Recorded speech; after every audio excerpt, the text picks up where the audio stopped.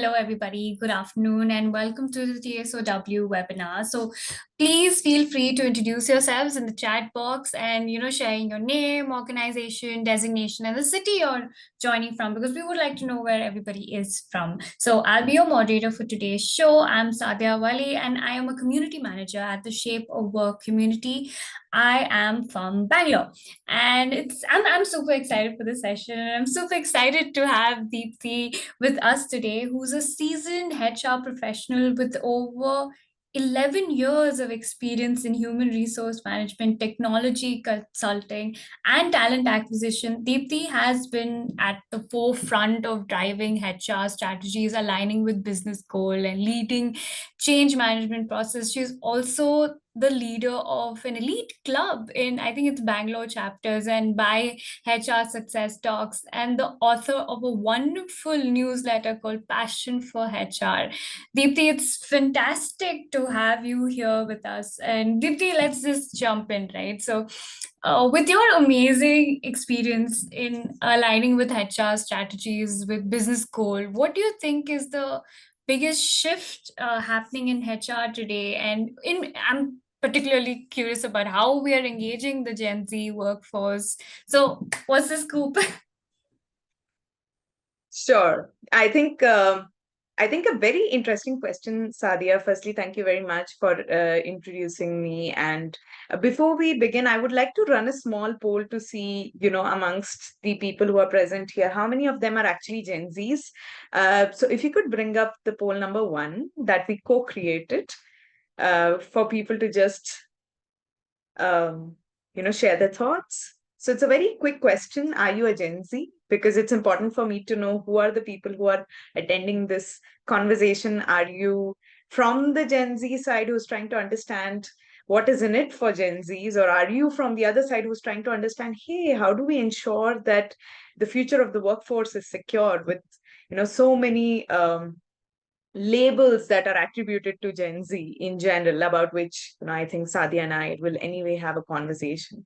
So once everyone has voted, do let me know, Sadia, so that I can start sharing my thoughts.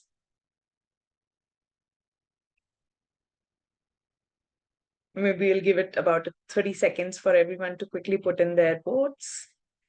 And I think you're on mute, just in case if you're talking, Sadia. Oh my God. Oh my. So yeah, the poll is running. I think everybody's on screen and 80% say no. There's a small percent of 20% who are Gen Zs. I will say yes to this question as well. So yeah, I'll just quickly and share you the result. That this is the Sure. breakdown. I think everybody Wow. on screen can see it. Wow. So it's a topic for Gen Zs, and we see that there are about 3 people who I see here who are Gen Zs who have taken out time to attend this. So thank you very much, Gen Zs, for attending this, and thank you to the others. So you may be a boomer, you may be a Gen X, you may be a millennial like me. Thank you very much for choosing to attend this session to know more about who Gen Zs are, and I think the questions that we would be probably discussing about will be from a Gen Z angle, but will also be from the angle of the other generations who are already part of workforce.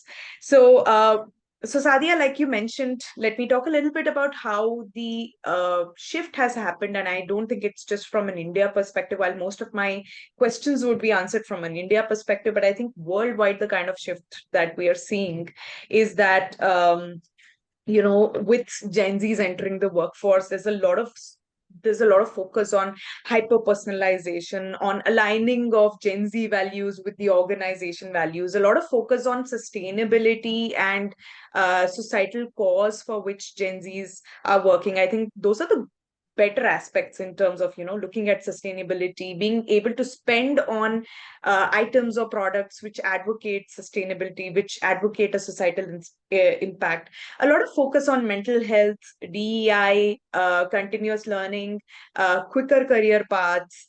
I think a lot of focus on authenticity, transparency, frequent feedback from the leadership, the hunger to grow into leadership roles, and course, social media, which has got a bigger role to play. So while we co-created this topic, I would say, Sadia, together, I think it was a very big eye-opening experience for me to understand how Gen Z is going to change the landscape of the work of tomorrow. So this is basis one of the research papers that I read, which said that by 2030, Gen Z, which is basically people born between 1997 to 2012, would make up 30 to 35% of the workforce. The biggest in that chunk would be the millennials, the generation to which I belong, which is basically the people who are born between 1981 to 1996, who would make up 35 to 40% of the workforce. So Gen Z by 2030 is going to be the second largest generation which is going to be part of the workforce. Okay. And Gen X and Gen X is basically people born between 1965 to 1980, would make up 20 to 25% of the workforce. And boomers, baby boomers, who are basically people born between 1946 to 1964, they would only make up a mere 5 to 10% of the workforce. So we're talking about a seismic shift in just 6 years from now, which is 2030, wherein millennials would be at the top, followed by Gen Z, then Gen X, and then baby boomers. Um, and this is research done by World Economic Forum, as per what I read, and it was eye-opening for me to understand that this is the same Gen Z, which we're giving a lot of labels today, but is the future of the workforce in the literal sense, right? So for me, I think in HR, a lot of shift is coming in terms of what is this generation's expectations from the workforce, as well as how to rethink the workforce, or the organization's expectations from this generation. So I think I would like to start off on that note, and let's see where it goes. Deepti, I think this is going to be a really interesting conversation. It's because we're going to hear numbers from you, stats from you, and that's going to be very interesting Sure. because it gives a very good realistic picture. Now, I think one of the things that at least, strikes when we say Gen Z is Gen Z itself is become a stereotypic thing. The word Gen Z, oh, he's too Gen Z. That itself is a label in its own. So let's talk about stereotypes. So how do you think labels like lazy, job hoppers affects, Gen Z's ability to build credibility in the workforce?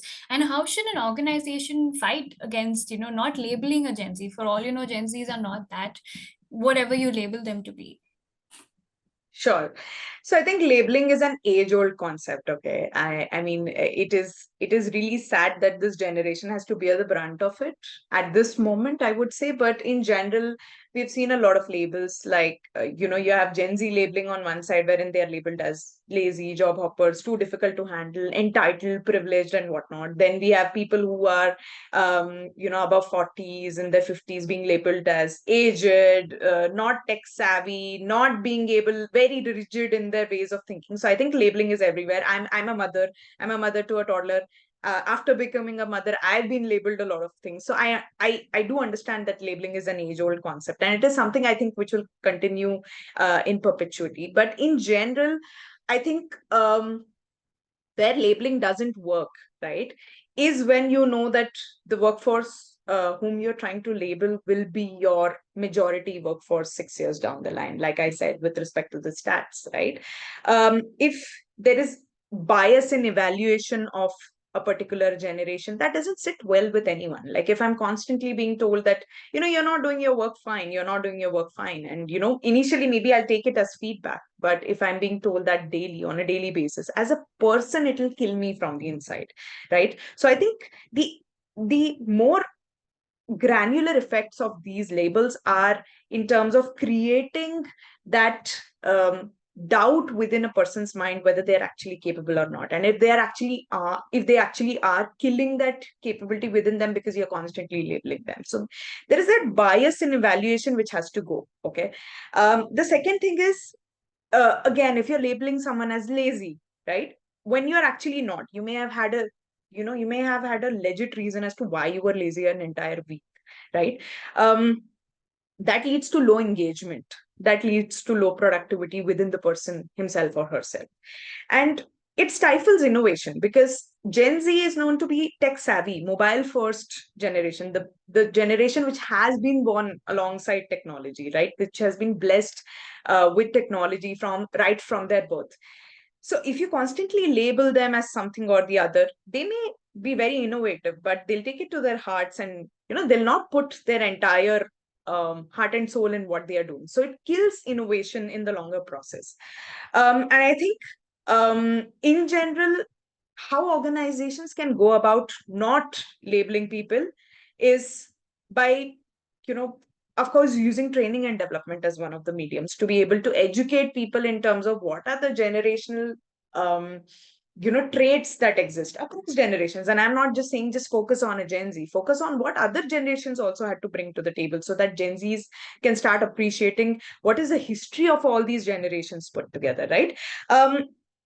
Crafting flexible career pathways, right? Because Gen Zs are very hungry for quick success because they're born into a generation or they're born into a world which values everything quick. Today we have quick commerce. Today we have, whatever it is, quick entertainment, right?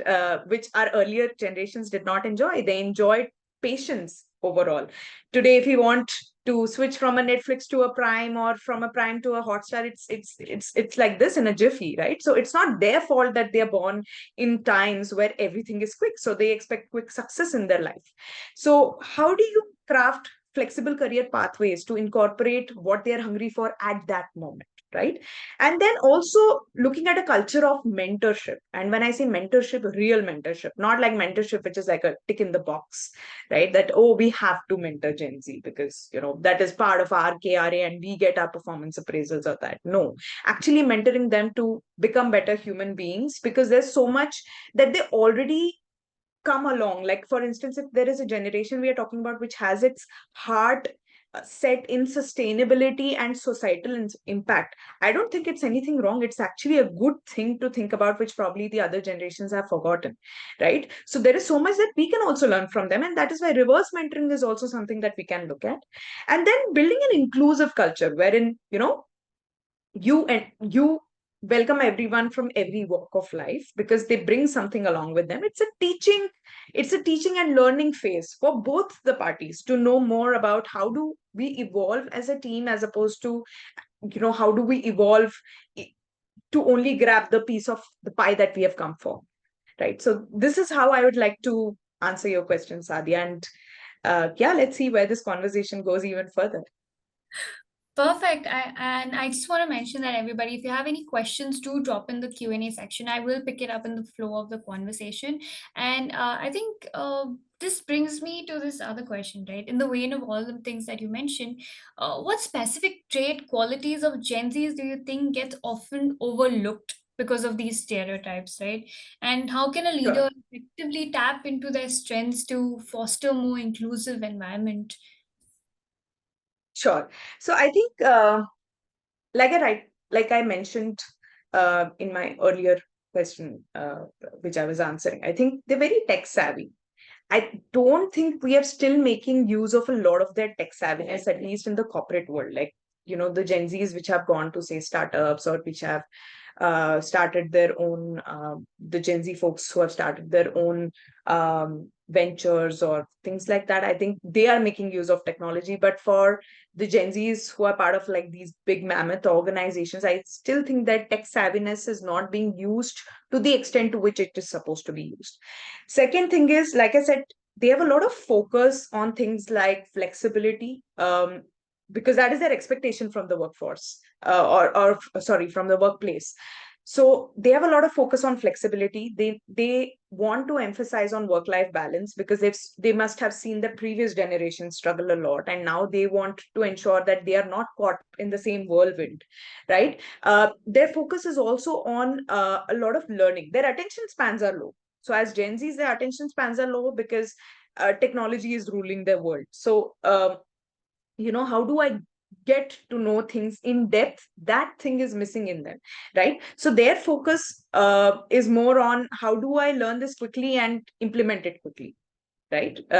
So I think giving them that chance of um, exercising the decisions that they make, giving them that open space, I think that is one of the things that gets overlooked, because they're very vocal about what they want from life in general, be it on social media or be it in person. They're very vocal, they're like to the face.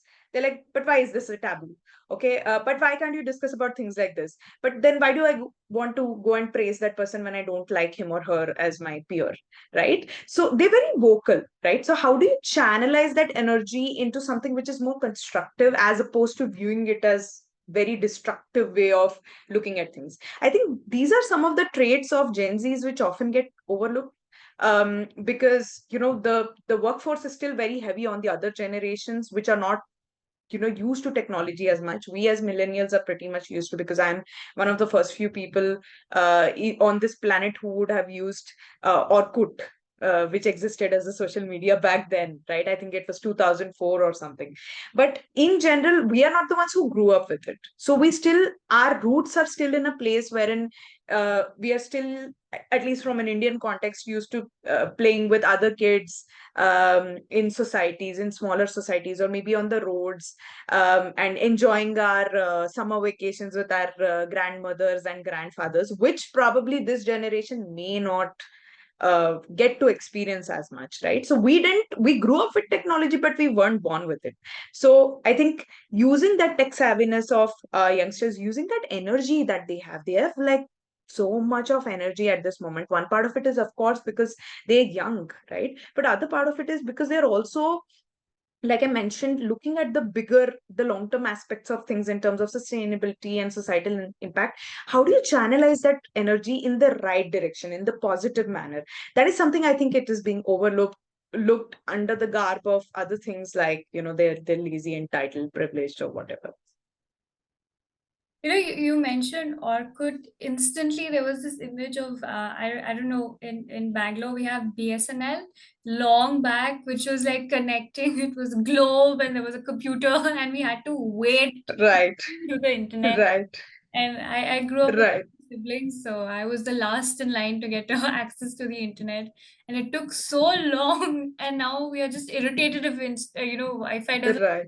few seconds. If it's down, the whole house comes out. Yeah, I mean, Right. it takes back to memory lane of how different things are and how different it'll be for our future as well. They'll never know Yes. how difficult Yes. it was for the modem to be connected. And as you mentioned, the qualities, right? There is a question from Ishika as well, which says, "Hi, Deepti. Okay. As per your experience, what are the three main things lacking of in Gen Z in a workforce?" I think I have an entire answer on that, which I'll take up towards the very end. And Ishika, is it? Yeah. And Ishika, if you could wait till the end, I mean, I would be really, really, extremely grateful to you, because I have a huge answer for that. And, because this is not like a pro Gen Z versus other generation sessions, but it's more like understanding how to understand the generation, which is the up and coming generation in the workforce. So if you can just hang on till about for another 30 minutes or so, I think I'd be able to answer your question more in detail. I hope that works, Yes, perfect. Ishika. Yeah, and of course, if there are more questions by participants, please do go ahead, ask in the Q&A section. And coming to this, right? When you were mentioning all the stereotypes, all what a company can answer, right? As a workforce, well, let's talk about what Gen Z really wants. What are the key expectations from your experience? That we've noticed that Gen Z really wants from their employers in terms of work environment, flexibility, and purpose. Now, because companies Right. are stepping up to the plate, and are they swinging, or are they missing? Are they really getting a hang of what Gen Z is expecting from the workforce?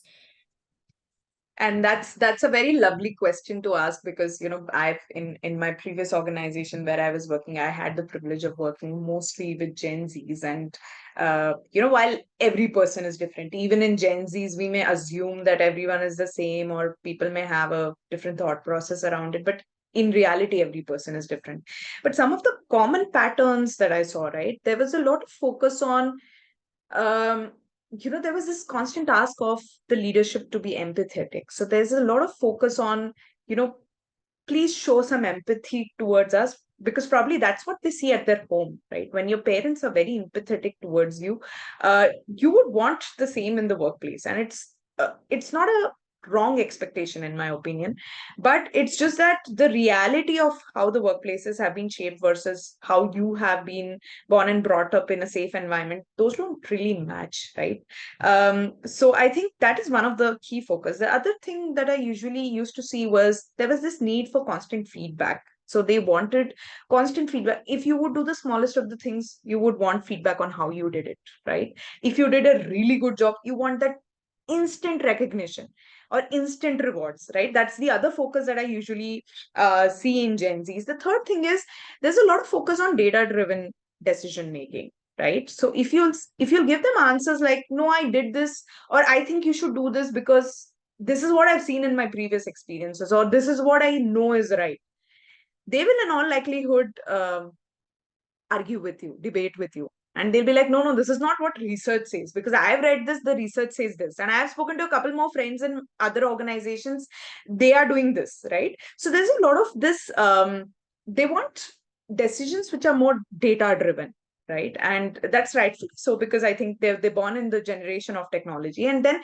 of course, they want their tech savviness to be utilized. They want more authenticity on the table. So even if it is someone who's a lot more elder than them, they expect them to be authentic from their lens, right? And that is something that I would talk about in the last answer, wherein I'm saying, you know what, your definition of authenticity versus the other generation's definition of authenticity, there may be a lot of difference between how you look at this topic, right? And then, of course, I think there's a lot of focus on coaching, right? They want to be coached, they want to grow in their roles in the way in which they want, which is why they also want their career pathing to be sorted. Like they were very hungry to know, okay, 6 months down the line, what would I be doing? Okay, 1 year down the line, what would I be doing? When will I get promoted? If I'm getting a hike, how is it going to look like, right? Am I going to be someone who's going to get ESOPs in this startup that I'm working with? Because do you value me like that? So there's a lot of focus on how does the other person value me, sort of thing also. And then this is all apart from the other needs that they have with respect to flexibility, work life balance, focus on sustainability, focus on the societal impact that the organization is creating. So I'm saying apart from all this, these are some of the expectations of Gen Z's from the workplace. I mean, I agree with you. It's new for the next generation. It was just work hard, and hard work gets rewarded, and they blindly worked hard, thinking they will get rewarded. Now people want to know beforehand, will it get rewarded? How will it get rewarded? That utter transparency is what Gen Z is asking, and it seems like too much demand. It come across that no, we're just asking a bit more transparency, and we are a young crowd who just got out of college, or we're just starting out. We wish to be mentored, groomed into understanding, and I definitely agree with you that coaching is one of the best way to get Gen Z's to help out. And there was this recently where I read that first mentors matter, and you carry the first mentor's traits throughout. You actually become the first mentor as you go on with your own skills. And yeah, I completely agree with you. And when I say skills and mentoring, right, so it comes to this question, right? How can companies align their values and culture to resonate more deeply with Gen Z workforce? What actionable steps can they take to ensure long-term engagement and satisfaction, to make sure Gen Z stays with your culture? Fair. See, I think while I'm noticing these smaller changes in organizations, but I still think it's important to state uh, some of the facts out there as plain simple facts. There was a time, and I know this from my father's time because he used to work in the public sector, and it was all command and control. Like if the boss said so, you have to do it. There is no questioning back the boss. And if you would have seen how people were brought up during that time, it was more about your parents said so, you have to listen, right? There's no questioning back your parents. And then we evolved to a time wherein we started asking questions because we didn't really believe everything that our parents said, because we noticed a load. a lot of differences. And when I say we, I'm talking about millennials as a generation. We noticed a lot of difference with respect to what our parents said. Like they would say that, just finish your engineering and your life is sorted. Get into your first job and your life is sorted, right? And life didn't really sort itself like that. Or get married and life is sorted. And you realized over a period of time, life doesn't sort itself. It's a constant process. I wouldn't say it's constant struggle, it's constant process. Like there is always change. Any decision that you take will take you to a change, will take you to a crossway in terms of, which way should you go. And it's always a choice you have to make, and it's always the consequences you have to bear. So there is no settling down as such, right? And for us, it was a very big shocker because that wasn't something that we were brought up with. And then, when we started questioning, we realized it's not as easy as it seems. It was never easy for our parents also. But the reason they gave us that reasoning is because their parents gave them that reasoning, that we have given you the reason. So keep quiet and adhere to it. Right. So I think organizations over a period of time, they got used to this command and control sort of working, right? And now for even bigger organizations, which are like big aged parents, think of them as that, for them to break away from that and say, no, we have to switch to a more coaching way of working, it's very difficult. But that is what organizations have to adapt, right? They can no longer do only command and control, because it will come and bite them back at some point in time, right? So they have to move to a more coaching way of working.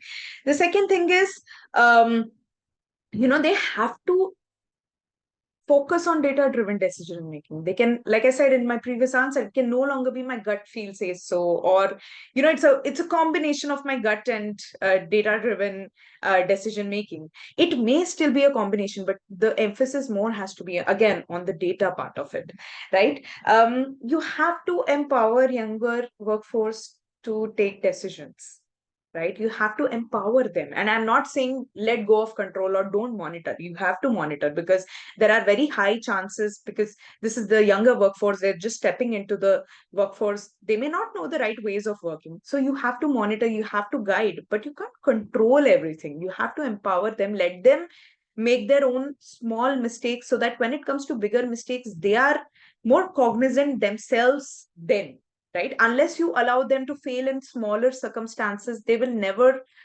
learn how not to fail in bigger circumstances, right? Unless you help them fail in the safe spaces, they will not know what failing in the bigger space means and how much does it affect everyone's credibility, including theirs. So I think that's the other thing. And then tailoring the mentorship according to individual goals. So every individual, as a Gen Z, I may be a different person and I may want mentorship in that direction. Maybe tomorrow I want to start up, say I'm working with a very nice organization, but I want to start up 1 year down the line. I would want to see how do I get mentored with respect to that. Are there any entrepreneurial opportunities within the organization for which I can be chosen? And if I'm mentored in the right direction, maybe I can make a difference there. I don't have to go and start up on my own, which again is a lot of hard work, which people usually are not prepared for, because not everyone becomes a Zepto down the line, right? There are, for every one success story, there are 99 failure stories. So I think that. And the other thing is creating clear pathways, right? Giving them the opportunities of their choice, giving them projects that will excite them.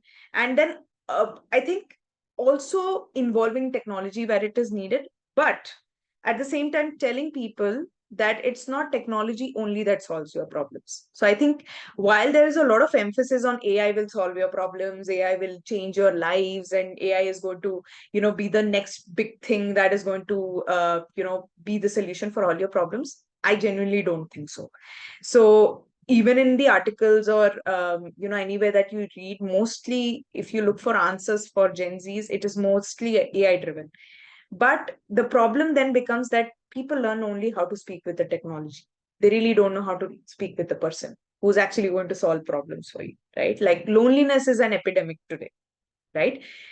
You may have the best of the apps trying to solve for it, but unless you go and actually talk to another human being, it won't get solved for you. You may be a pet parent, you may have pets at your home, but till the time you don't have a human interaction with a person who speaks the same language as you, and when I say language, I don't mean from a vernacular perspective, but I'm saying from thought perspective, right?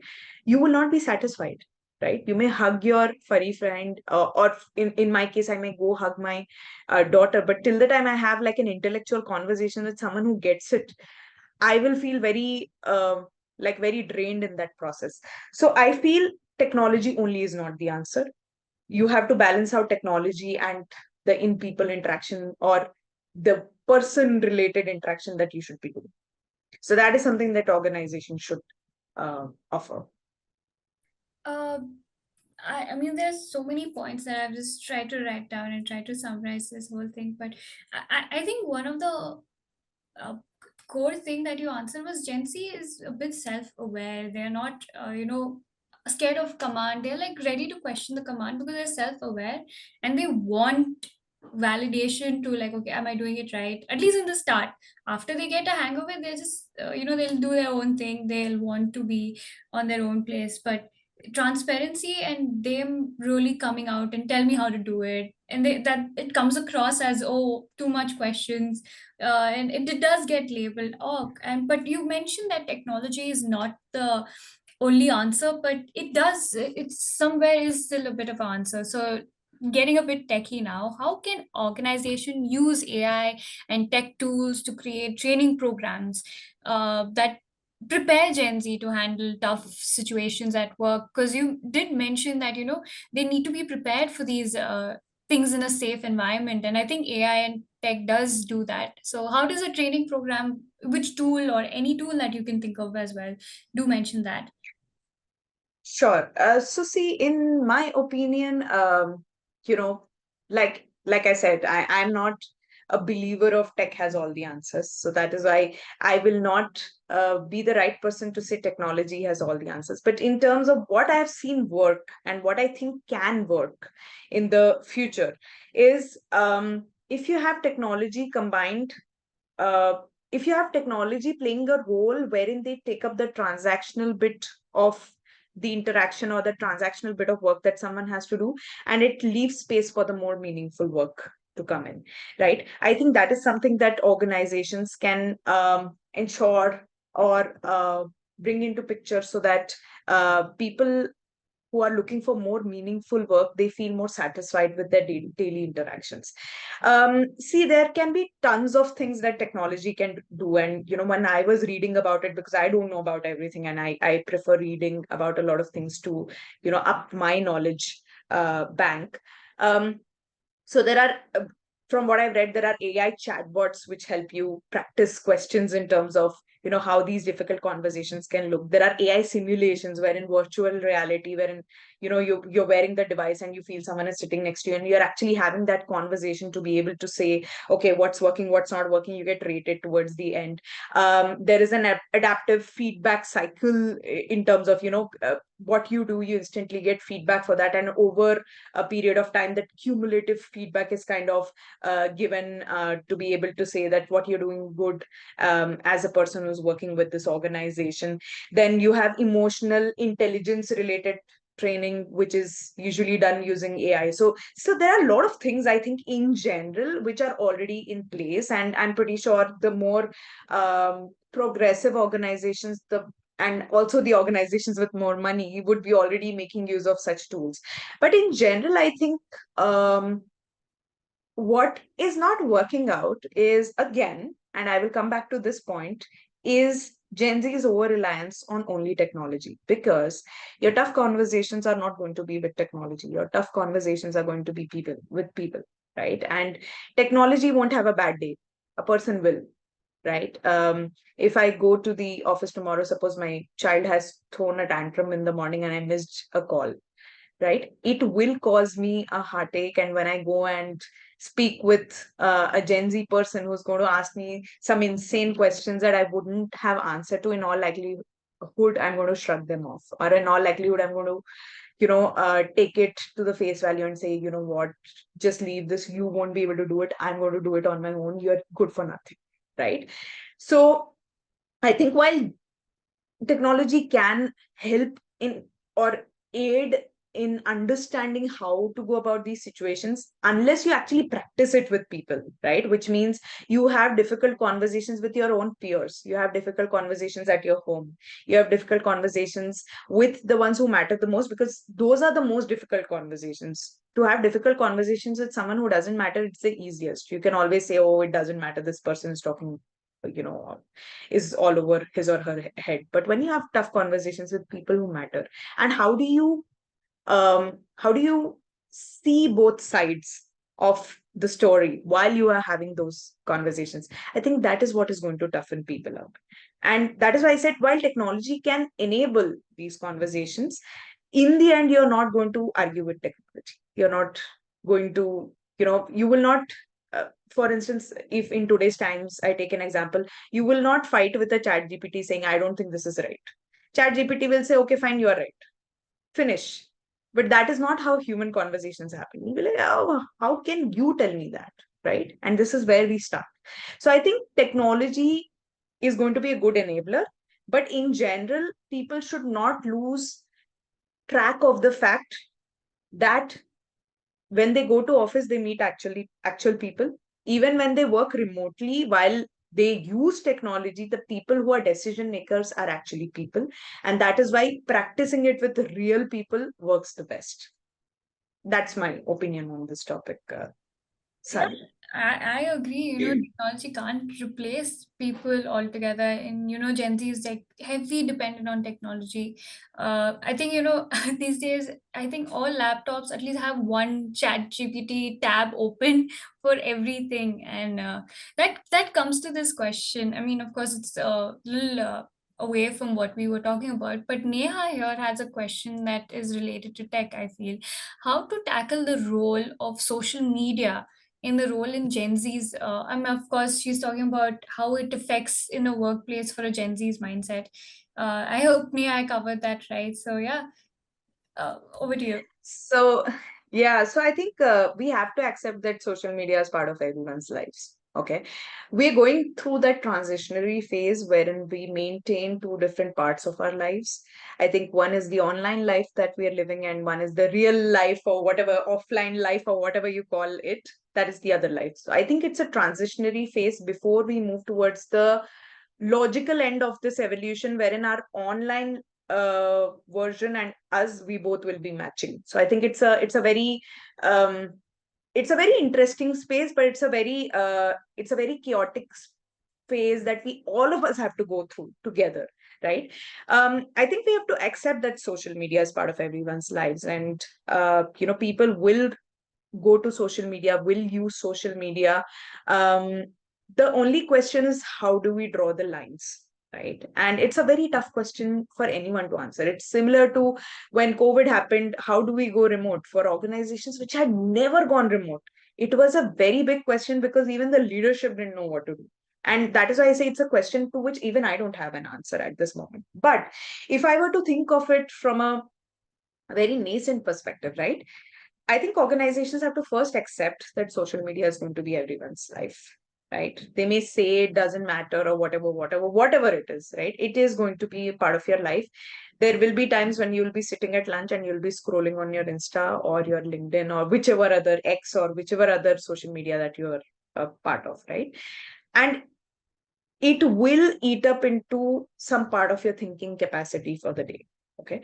So I think it part of it can be tackled through training and development, wherein someone educates on why are you so obsessed with social media, and how can you draw lines for yourself or boundaries for yourself as a generation. I think Gen Z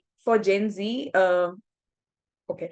For Gen Z, I think the biggest issue that I see at this moment is they don't know how to draw boundaries. So they have to learn how to draw boundaries when it comes to tech. And I do understand why that is, because they were born with technology. It is very difficult to disassociate yourself from something with which you were born. Like for instance, if today someone asks me to change from spectacles to contact lens, I don't want to, because it's become part of who I am. It's my identity, right? I don't want to let go of it.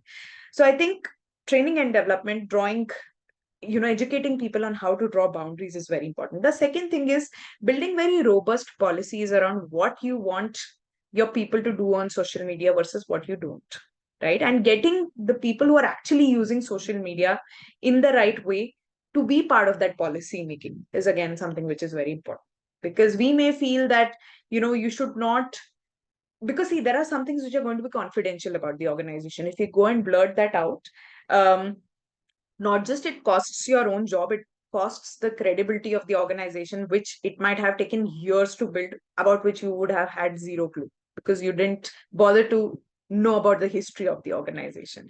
So I think building policies around it is again important.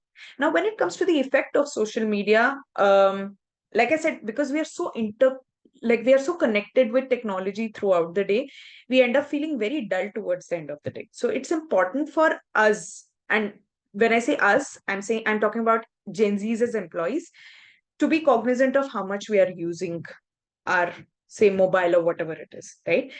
It is also important on the organization's part. So it may be the manager or the HR who educate Gen Z on, how to use technology better, or what are the kind of apps that you can download which limits your screen time, or it kind of gives you that warning that you're beyond your screen time today with respect to, say, social media, right? So I think these are the smaller steps to begin with. But like I said, since we are in a chaotic situation, we have to go through it completely to be able to emerge victorious on the other side. And that is why a lot of it has got to do with self checks than relying on someone else to be able to do it best for us.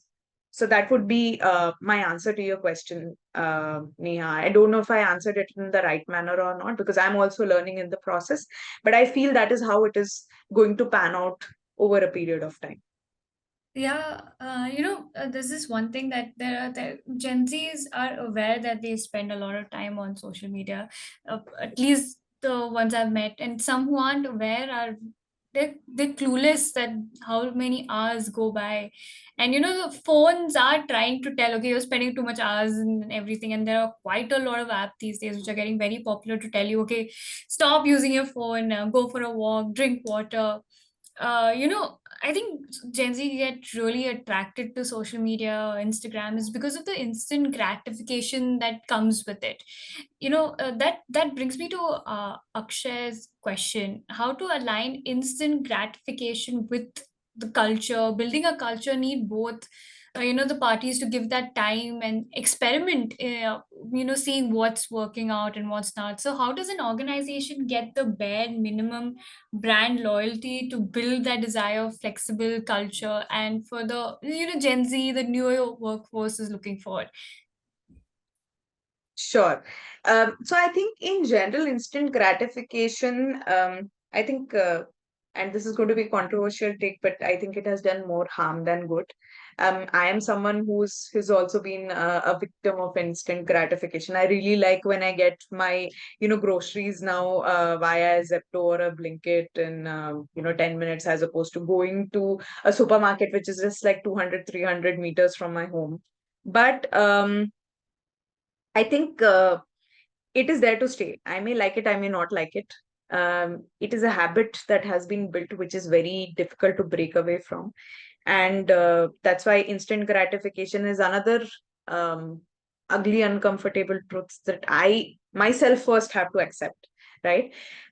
See, in general, organizations don't focus so much on instant gratification is because they don't know you as a person, right? When you join an organization, it is both of you, it's like a new marriage, I would say. Okay. And for those of you who don't believe in the concept of marriage, I'll tell you how it works.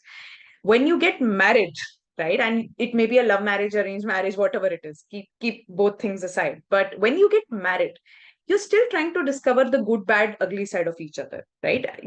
If it was a love marriage and suppose you dated for a couple of months or years, you would have been mesmerized by the good part of the person's side, and then you would have married for the good part, and then you suddenly realize there are these small irksome habits of each other that you don't like, right? For instance, you marry a guy who you feel is like, and I'll speak from a girl's angle because I'm a girl, who you feel is very respectful towards other women and is very honest in general, but when when it comes to the smaller habits, like I ask him to say switch off the TV, he will not do that.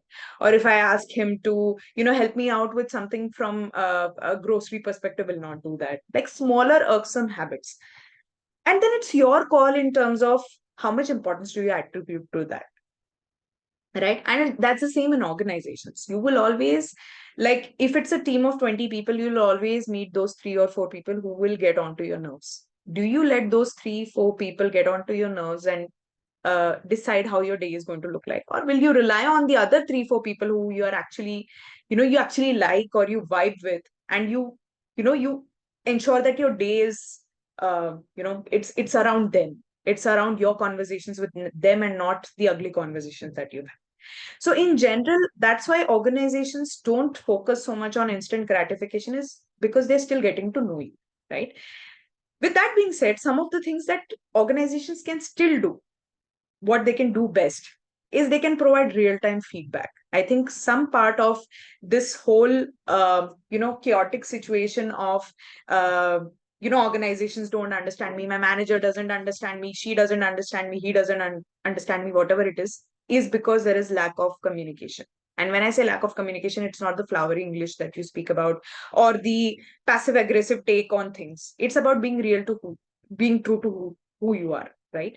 So I think that if that communication is more instant, that feedback is more instant. For example, you go and you mess up something, right? Your manager comes up to you and says, you know what, I really didn't like that you messed this up because I had expected more from you. With the amount of knowledge that you bring and the amount of confidence that you showcased, I don't think I would have expected this from you. But with that being said, we can tackle it in this way together. I think that would be better appreciated. Or for that matter, someone did a really great job. Manager walks up to them and says, you know what, right now I can't give you any award because we don't have budgets, but I really feel you have done a great job. I will put this on a Slack channel or on the intranet or wherever for you, just to appreciate you.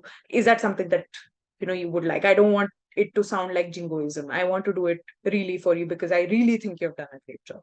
Right? I think these are the more intangible instant gratification that someone can provide, especially when there is no money involved, as if there are no budgets.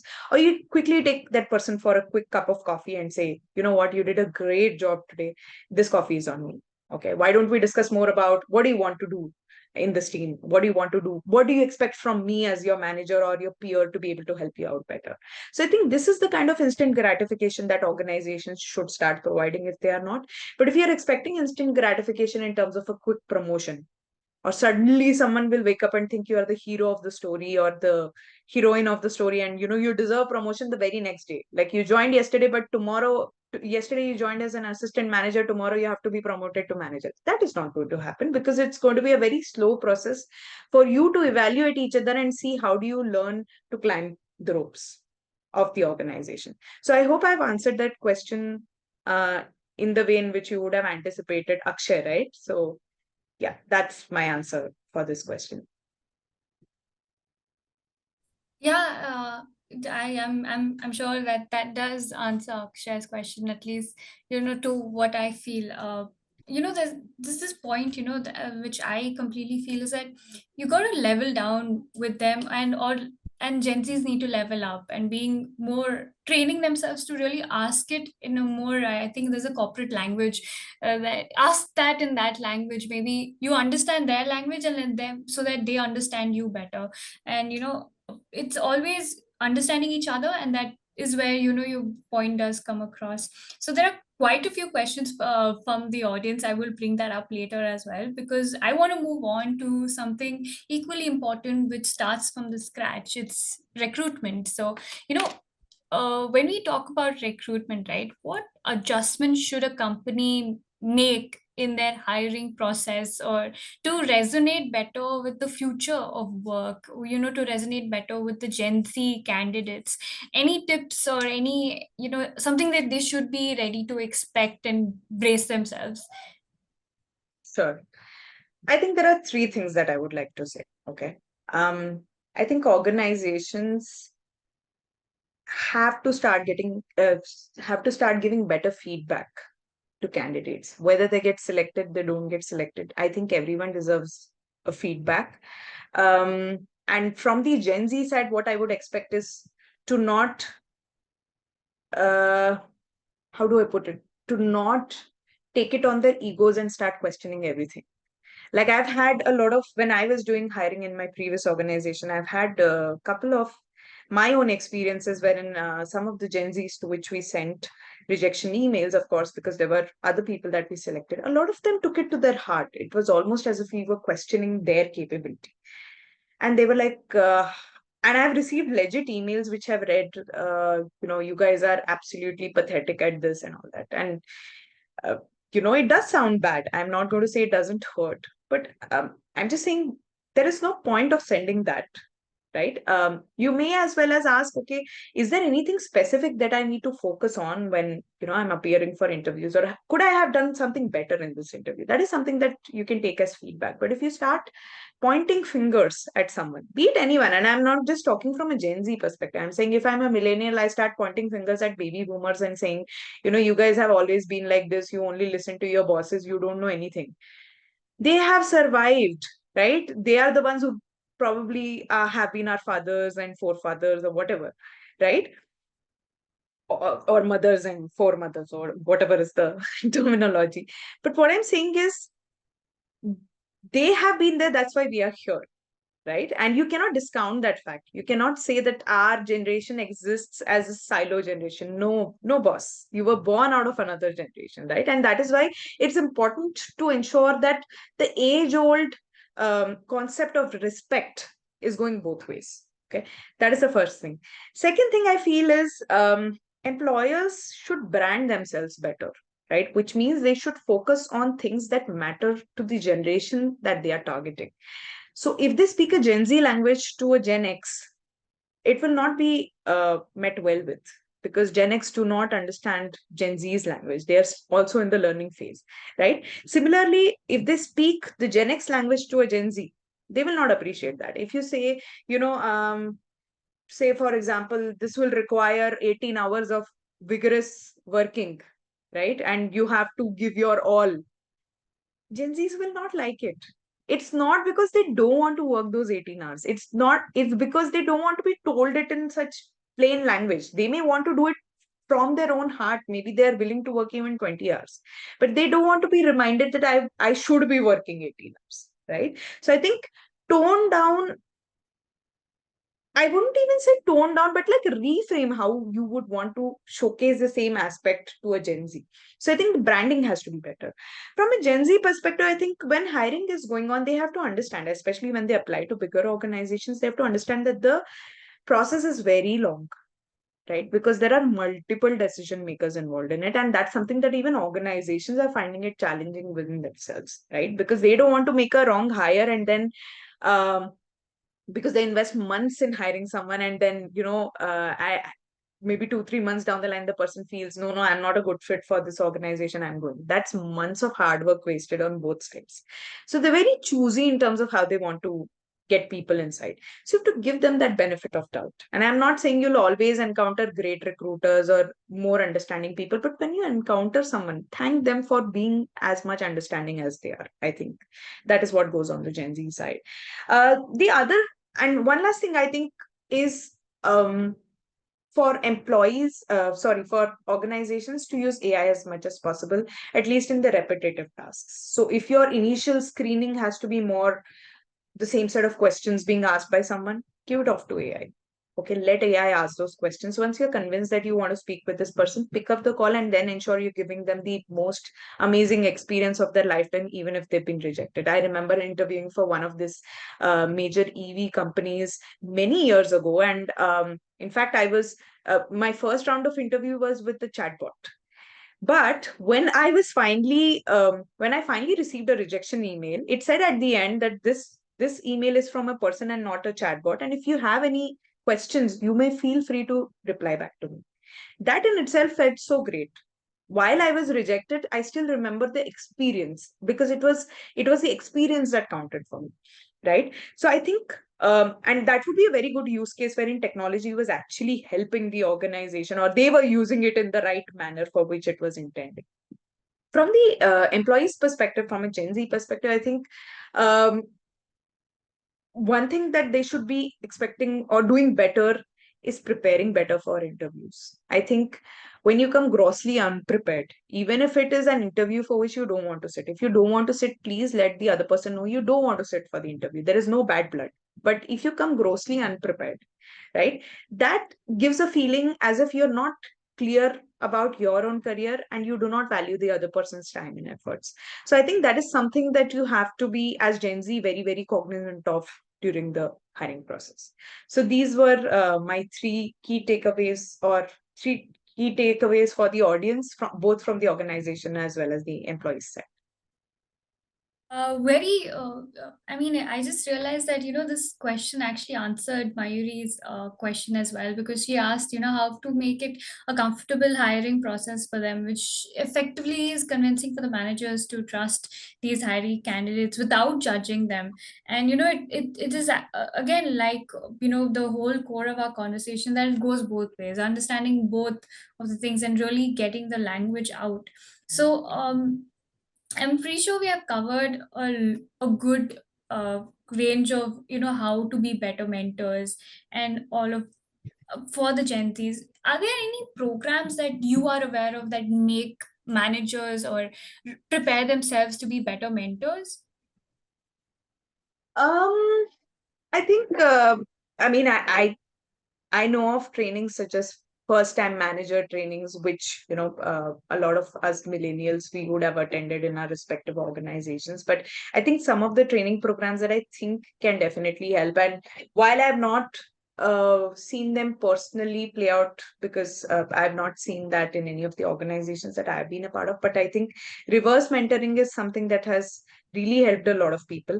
I know from one of my experiences with an MNC, wherein we had leaders, female, and it was specifically for females. We had female leaders mentor the other up and coming women workforce, and the women workforce used to reverse mentor the female leaders with respect to the technologies and other trending, how do I put it, trending technologies or trending aspects that they were working on. And I think that worked beautifully, right? So I think the same can be replicated. And I don't know if some of the organizations already do it, but like, get Gen Zs to talk about the technologies that they work with, the emerging technologies that are there, or how entrepreneurial how you should have an entrepreneurial mindset, because that's something that they've grown up with. It's native to them. And then for the younger generation to get more guidance and more coaching around things like, how to be a better leader, how to be more resilient, how to I wouldn't say how to grow a thick skin, but like, similar to that, how to be unaffected by everything that's happening around you. Because the other issue that I see with Gen Z is they're very easily distracted. One thing will happen, they'll get distracted like this, right? And if you see the earlier generations, even if a lot of things were happening and they would have witnessed far more wars than we see today, they were to a large extent unperturbed by it, because they built their minds to be that strong to withstand all that. So I think that's another thing that that can help.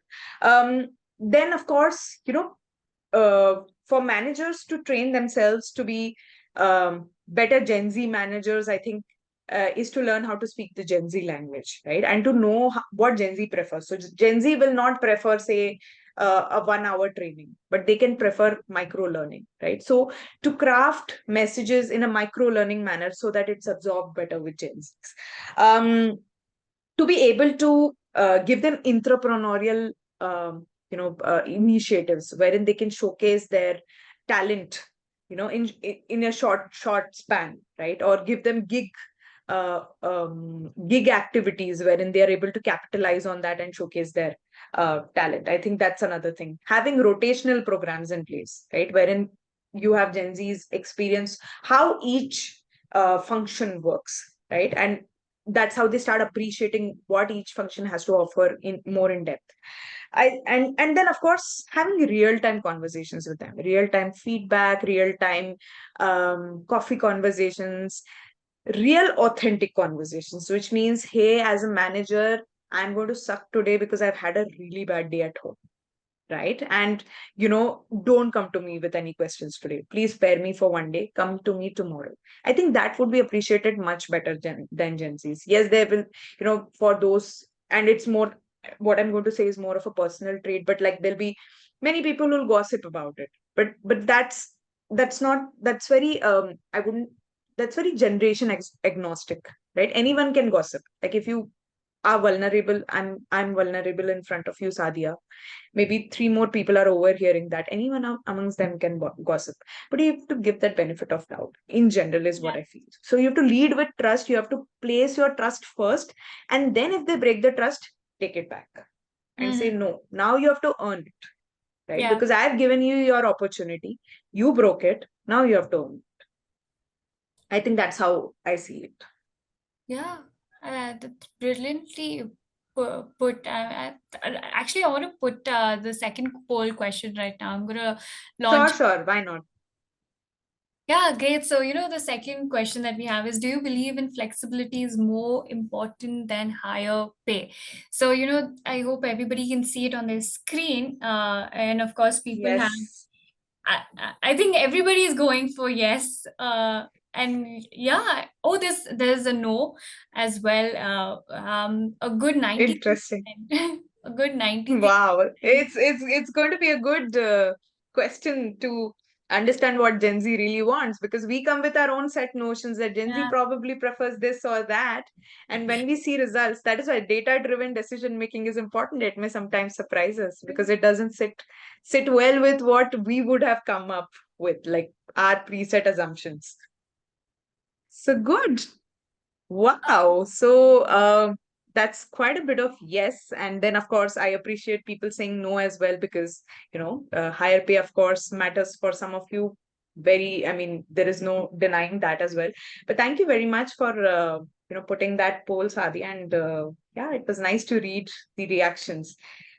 So are we going to pick any other question from the audience or anything Yes. else? Yes. Yeah, Yeah, since we're very close to the end, actually, there was this first question that you said you would like to answer it later. sure, It's as sure, per your experience, what are the three main things that is lacking off in Gen Z in workforce? And of course, I will take Anjula's question, and after which I'll take Akshay's second question, which is very interesting. So two more questions, and sure. after that, it's a wrap. Sure. So I think three things that Gen Z really lacks. Okay. One is patience. And we have discussed it, I think, throughout the conversation as to why they lack patience. I think more than more than highlighting on the fact that they don't have patience, it's also important to understand the why. I think they're born in a generation which is technology heavy, which is very focused on quick gratification itself. So having less patience, or which is easily distracting, so having less patience is a given, but that is something you have to build, right? And which brings me to the second point, is building resilience. So I think Gen Z is pretty low on resilience, which means if some small thing happens, they take it to their heart. They feel very broken, which is why a lot of mental health issues are also on the rise. But whatever said and done, these are the basics of life, right? This will not change from any generation to any generation. You are bound to build patience. You're bound to build resilience, because unless you build resilience, you will not see what is there on the other side of life when you finally get to taste success, right? And success comes at a cost. It will never come cheap. It will never come easy, right? Which is why you have to constantly keep striving, working towards it. If I were to quote an example, I was reading, sorry, I was watching this nice video of Amitabh Bachchan, and he's a gentleman I truly admire, because there are very few gentlemen of those time who have existed beyond the societal timelines or norms of 60 years in terms of in the kind of tremendous growth and success that they've seen. And he said, he quoted his father, Harivansh Rai Bachchan, and he said, he asked his father, why is life so difficult? And his father said in Hindi, "Jahan zindagi hai, wahan sangharsh hai," right? And where there is life, there is struggle, and that is something that Gen Zs have to accept, right? The level of adaptability and resilience that you have to continue showing throughout your life, right? And I'm not saying, and that is why I don't believe in the concept of settling in, because there's no settling in phase, right? You may feel settled for a while, but then the same phase will force you to look out for something else, to to embrace the next set of growth that is waiting for you. So adaptability and resilience is something that Gen Z's it's missing in Gen Z's. The third thing is over reliance on technology. Um, Thinking that technology will solve every problem of yours, no, it won't. There will be people who will solve problems for you, which is why you will need to have uncomfortable conversations with people. You will need to have conflicts with people. You cannot always be conflict averse, saying, okay, fine, it's okay, I will, let this topic go, or let me not talk about it, or whatever it is, or it's okay if I cry instead of just facing this situation. No, you have to go through uncomfortable situations and challenges to know who you really are, to discover who you really are. I think that is something that these are the key three things that I find missing in Gen Zs at the moment. I mean, while you mentioned the three things that lacking in Gen Zs, it actually brings us to Akshay's question about uncomfortable conversations because, his question is, this can be controversial take, but how to tackle a situation when you see a professional and a personal line blurring, considering the newer workforce do work with more interpersonal connection, does the times making those difficult calls and conversations become tough. It's basically, that uncomfortable conversation saying, this is the boundary, you got to understand this is the boundary. And yeah, how would you tackle that? Very interesting question. And Akash, thank you very much for sharing that. Um, I think it's tough. Okay, I don't think I have the right answer for it. But again, I will go back to the analogy of a marriage, right? When you're married, right, you really know this person in and out. But at times you need to have a tough conversation with your partner to ensure that you both are growing together as a couple and you're envisioning or building the life you've envisioned for yourselves. And sometimes it means you have to tell the other person, hey, you know what, you've grown really lazy, you're not focusing, you're wasting most of your time, you're not focusing on other things that can actually bring in money in this family, or you're not focusing on other things that can help you improve your health and all that. And it's not easy, right? Because who wants to argue with a spouse, when you're having a nice day together, you may have watched a nice movie together or whatever it is. I think in general the personal and professional life lines will blur when you become friends. And it doesn't only have to be with a Gen Z, it can be with someone older than you. And when it's someone older than you, it becomes all the more impossible because it's tougher to give feedback to older people than you, right? So I think it's important to know what is your common purpose going to be before you start a conversation, right? And then it's also important to keep your personal attacks in check.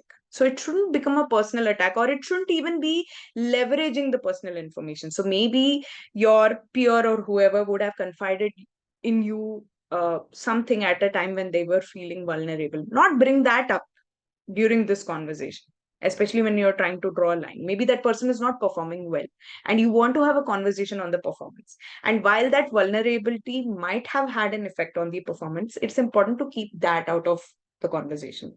It is because the person confided in you as a person. So it's an information you are privileged to be privy to, right? So you shouldn't be using it as an attack medium. Instead, you should be focusing on why it is off the charts. What is some of the feedback that you've gotten from others, which means again it's a more data driven conversation.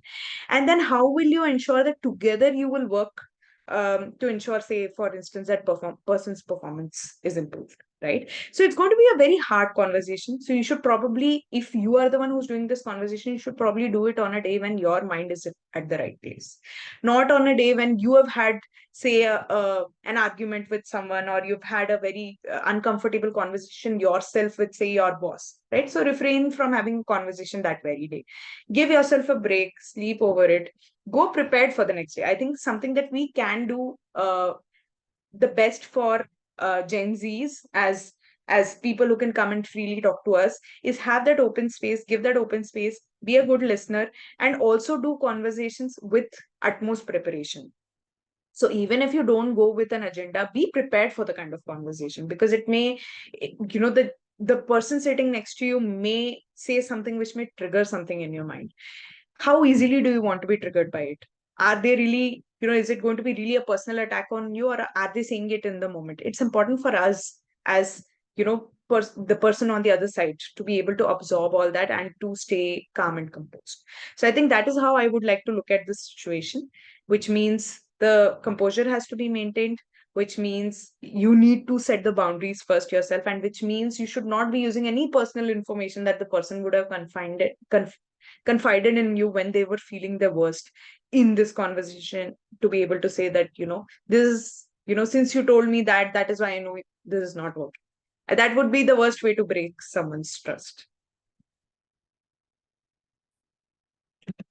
I think this answer is I for not just Gen Zs, it's for all generations about how to handle conflicts and how to handle uncomfortable conversations. And of course, we can definitely go on and on about this session, but I do not want to miss out Anjula's session. I mean, Anjula's question here. Actually, this is another question that I actually wanted to ask beyond what we had prepared. It's how to deal in an organization where 99% is Gen Z, HR and MD are two people.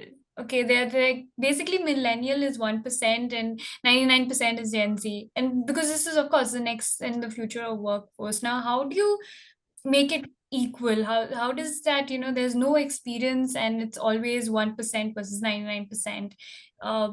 correct. So while you answer this, there's also this question, right? How to make Gen Z feel equal in a boardroom when they are in a Right. room, their voices are equally heard as a senior person. And yeah, I think that will be the last question for you. So yeah, over to you. Sure, sure.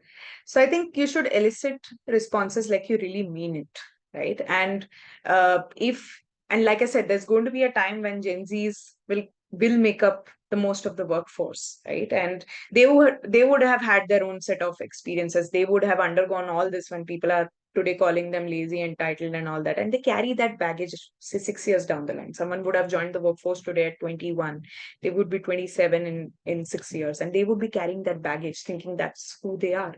It's important uh, to help them take off some of that baggage. I think that is very important.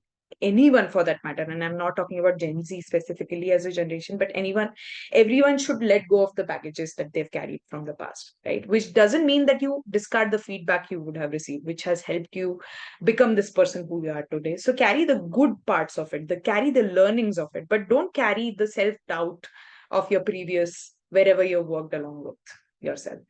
um I think upskilling is also an important part, wherein the millennial managers or HR, whoever it is, they are upskilling themselves to understand what the future of workforce is going to look. Not just from the technology aspect. It's very easy for me to pick up a course on Gen AI and learn how is it going to change the world. But am I equally interested in picking up a course and understanding how the future of workforce is going to look like? What are the challenges that are going to come along? What are some of the things that would get solved for when Gen Z enters the workforce, or when Gen Z becomes the maximum part of the workforce 6 years down the line, or maybe 10 years down the line, right?